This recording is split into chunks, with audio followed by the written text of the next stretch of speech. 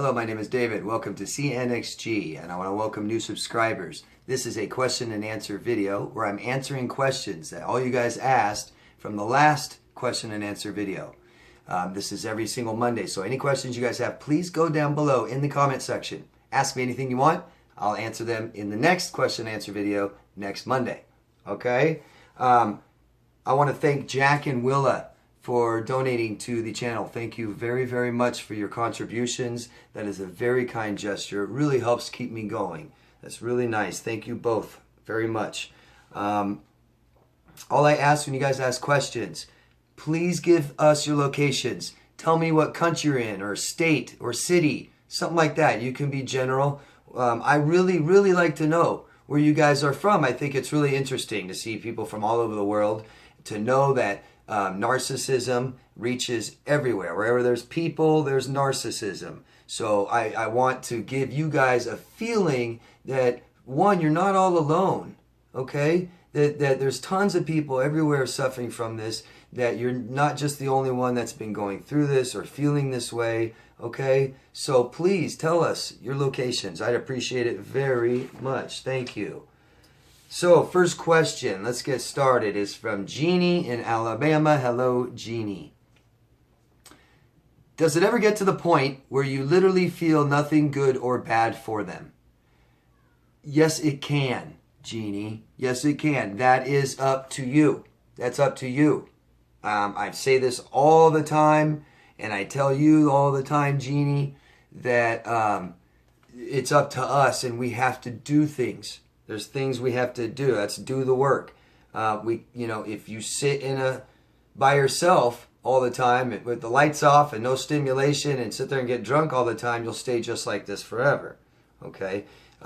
Naturally, our brains repair from damage, okay, that it's been caused from trauma like this, but you have to get away from the source of the damage, of the trauma. And you can't keep focusing on it, and you can't keep looking and contacting them and stuff like this. Makes it worse, and you don't get better. The healing starts when you're not victimized anymore. Okay, so once the abuse stops, and with narcissists, that means all contact ceases, then you can begin healing. There's all kinds of things you guys can do, and I can't stress enough how you need help and support, professional support, friends and family. Okay, it just helps so much. It's the absolute difference. I don't recommend anybody trying to do anything like this alone. It'll take forever. You may not have success at all. This is a vital, important time to not make mistakes. It's okay to make mistakes in life, but right now you don't really want to try and make too many mistakes. You know what I mean? So get help. So your question is yes. From my own experience, I can tell you I went through the stages of anger and sad and all this, and I don't care anymore about people that have abused me in my past. I've come to terms with every single person that's ever done me wrong or any kind of abuse, and I've processed trauma. I processed these emotions. I've sorted them out and felt them, and I feel okay with things that have happened in my life, and I don't want to change them, and I like all my experiences. They're who I am today, and I love who I am today. So, about the people that have hurt me, I don't feel good or bad for them. I can honestly say today that I wish them the best. I wish everyone the best. I see the people who have abused me, I see them for who they are. I don't take it personally. I know they keep doing this to everyone. This is who they are. That's why we call it a personality disorder. I can't change it. I can only stay away from people like that. I can only change myself, and I did. I changed myself. I'm not scared or worried about people like this anymore because I have healed entirely through things like this. So I don't have bad traumatic emotions and feelings when I think about my past. It's all good. And I strongly advise you get to that point as well. You strive for that point. Okay, Jeannie, good luck. Thank you for your question. Samuel, I forgot where you're from, Samuel. I'm sorry. Can you talk about how our negative emotions can manifest in physical pain and discomfort? Absolutely, Samuel. I mean, there's all kinds of different examples I can give. And I truly believe that, our emotions, well, we know that our emotions are our body reacting to things, okay? So if we have bad negative emotions, which is, things like fear and sadness and stuff like this, if we don't deal with them, they stay there, okay? And how they're expressed is things like pain and discomfort, okay? So, you guys know the feelings that you get when your stomach hurts. And I'm not talking about because you ate something bad. I'm talking about an emotion. Something maybe you did that was wrong. And you feel really bad and guilty, or something, whatever makes that, because different emotions make different parts of our body feel different ways. So, stress will make our palms sweaty, or maybe we're afraid to say something or talk and we get that ball in our throat. You have to understand that, things can go wrong if we don't take care of these emotions, okay? So, real simple, we know that stress can cause, things like ulcers. Well, I find it interesting that stress hurts in this area, and then also causes, physical illnesses and stuff in that same area. Okay? Also realize that just negative feelings and stuff, anger, to carry around anger all the time, that releases tons and tons of testosterone, which isn't good for you. Okay? Testosterone causes disease. Okay? So, there's all kinds of things that go on in your body with your emotions and feelings, and that's why we have to process these things. We have to allow ourselves to feel them, and then we have to, fix them. Do something about it. Okay? And that's why drugs and alcohol and things like that suppress and ignore them, they don't work.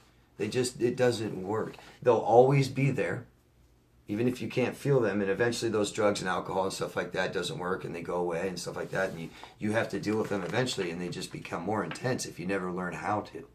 Okay? Hope that helps. Thank you, Samuel. Jack from the United Kingdom. Hello, Jack.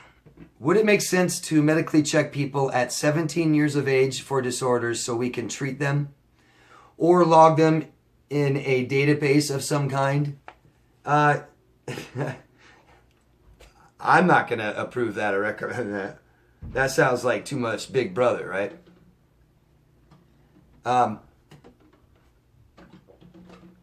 Science isn't perfect.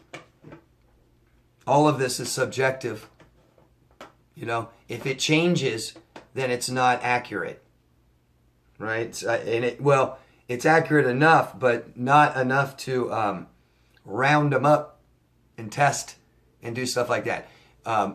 People get misdiagnosed, Jack. What are you going to do about misdiagnosis? And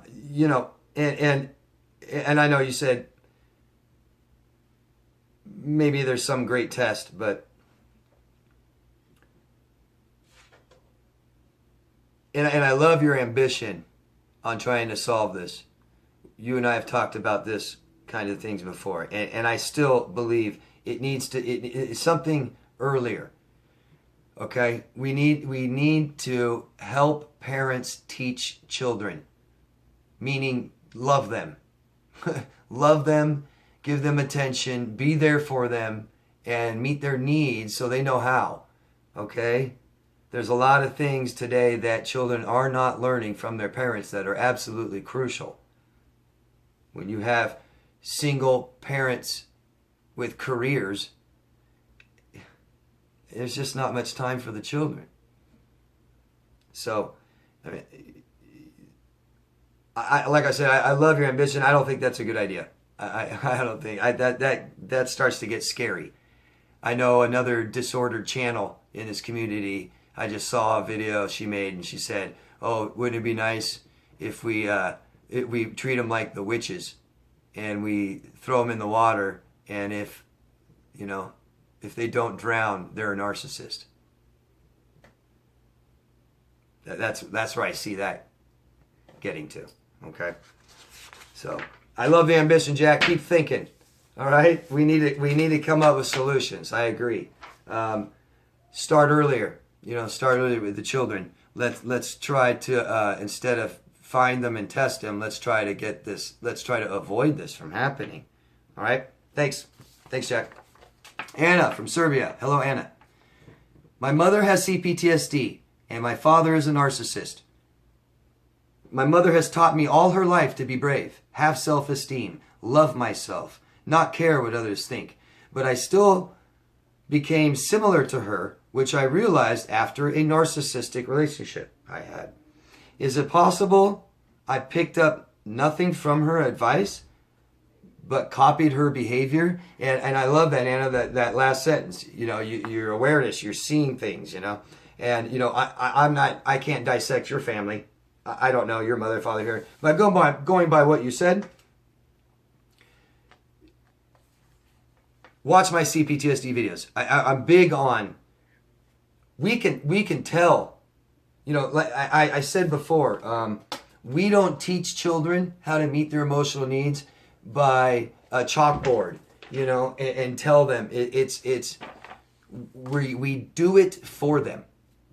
So if, in other words, an emotional need is to feel safe. If we always keep our children safe and make them feel safe, physically and emotionally, okay, that's meeting that need, and they continue to do it in life. So you don't necessarily have to say, okay, Johnny, now you have to keep yourself safe, and these are ways you keep yourself safe. It's by example. It's teaching them by doing it, the process, okay? And also a child that grows up with their needs met has to continue doing that. A child like some of us that didn't have our needs met, we don't do that. We continue to not meet our needs. So what it sounds like, Anna, is that your mother is a beautiful person and tried the damnedest that she could to be a great mother. But how we teach our children to meet their emotional needs is by meeting them, right? And how we know to do that is by meeting our own emotional needs. So we meet our own emotional needs, we're healthy, we have children, and we meet their needs. And that teaches them to do so. But what your mother taught you is what you witnessed at home. So if your father is a narcissist, my guess is he neglected you and didn't fulfill his role as a father. There's specific things he needed to do, be involved in your life and direct you and stuff like this. He didn't do it. So he neglected you. Your mother probably, I'm assuming, was being abused by your father. So not only did you witness the two of them abusing each other, so maybe they hit each other. If they hit each other, you might be in relationships with someone that hits you. If they fought and argued all the time, you are easily you accept that in a relationship in your adult life, and we shouldn't. And if they're fighting like that, they're not keeping the child safe and secure, and giving them attention and all these things and regulating their emotions.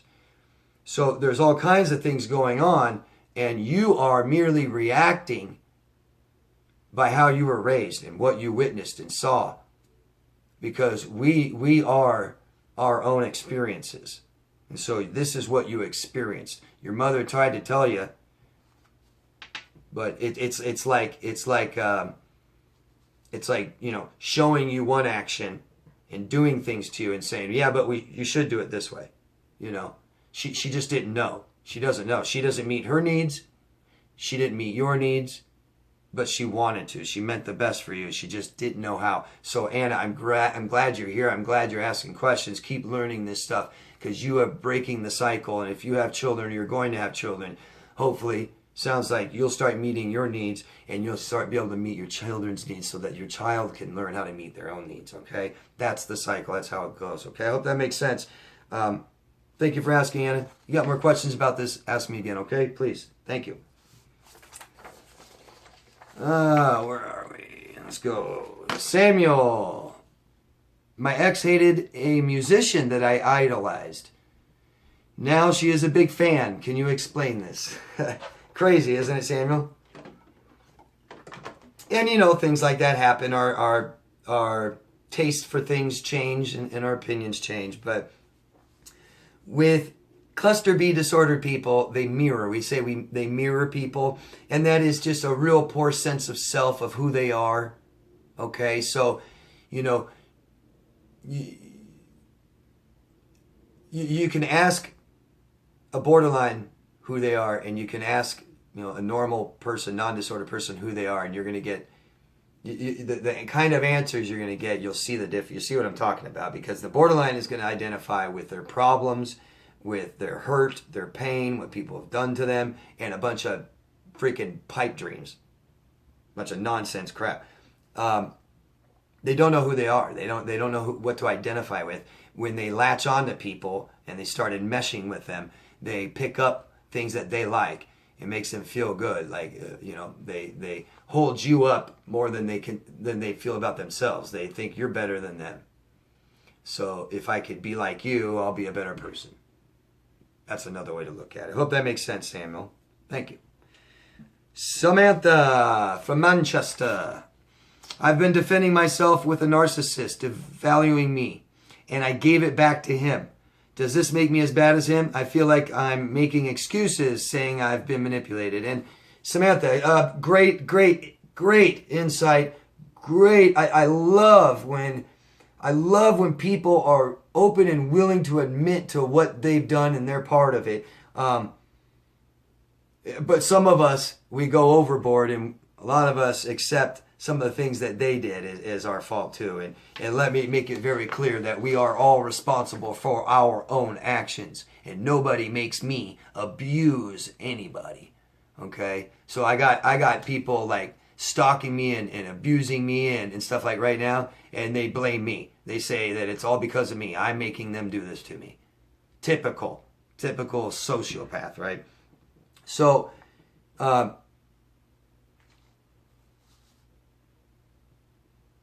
they devalued you, and you started devaluing them back. Look, abuse is wrong. If he abused you, that was his fault, and it was wrong, and I am so sorry, okay? Now, if that's the case, if you're a victim of abuse, you know, I know you're not innocent, and that's it, okay, Samantha? You're not innocent either, and if we hit back, you know, we need to deal with those things. If we call names back, or if we cheated too, or we walked out and left them, things like this, these are things we need to deal with, okay? So the abuse was wrong, and I hope the abuse has stopped, and I hope you're not a victim anymore now, and you can begin healing, and a part of this healing process is dealing with our own guilt and our own shame. Okay, so we talk about these things, and we process our emotions. We don't ignore them and hide them, and you're doing that here. So that's good, Samantha. So all you need to do is worry about you. You don't need to worry about him, okay, and whose fault is what and this and that. What you need to worry about, Samantha, is making yourself feel better about all of this, processing all this trauma, okay, and making yourself feel better about shame and guilt and sadness, depression, and help your anxiety, all these things, okay? So you worry about you, make yourself feel better, and start learning why this happened. Because they didn't put guns to our heads, right? So find out what you can do to not let this happen again. And that's basically taking care of yourself, Samantha, okay? Hope that makes sense. Like I said, I love this kind of stuff, man. I love people being able to look at themselves, introspection. I saw a comment on someone's channel complaining about me. It was hilarious. She was saying that I'm over here telling everybody that they're not perfect and that they have some part in this too, and blah, blah, blah, complaining about me and how I give bad advice because I say things like that. Yeah, you're not perfect. And you too, you're not perfect. Nobody's perfect, okay? And why I say this, the person who said this, I know you're obsessed with my videos. So listen. The reason I say this is that if we just keep going like this, we don't change ourselves. And that's why you have this freaking attitude. That's why you can't stand me pointing the finger at you and saying you did something wrong too. Did you do anything wrong? Or yeah, you did something wrong, but it's all their fault, right? That's why what you're doing today over there, talking mass crap, being abusive and nasty. That's why you will continue to do that forever. Because all you do is blame, blame, blame. You're a total victim. Total victim mentality. So we got to get away from this, stop blaming them, and just looking at ourselves and saying, God, you know, I could have stopped this sooner. I'm not saying it was easy, but there's also another reason why it's not easy. So we need to find these things out so we can have control of our lives and not just walk through life and saying, look what happened. Look what this person did to me. Look what that person did to me. You know, who cares? Screw it. These people won't be able to do things to you once you're strong and healthy. Okay? Hope that makes sense. Thank you very much, Samantha. I love that attitude. Good job. And that is the end of part 1. So let's wrap it up. If you guys can, please help me. I'm doing everything I can with this channel, these videos, to get this information out there for people to see that need it, okay? There's a ton of, I mean, all the suffering you've been through. There's millions of people out there suffering like that right now, and they don't need to, okay? They need help. They need to find out what's going on, okay? So if you can share this stuff, give it to people who need it, put it out there on social media and forums and social groups and little things that you guys are in, that would be awesome, okay? Just click. Just a couple clicks, okay? It could save a life. Thank you. See you in part 2, everyone. Love yourself first. Bye-bye.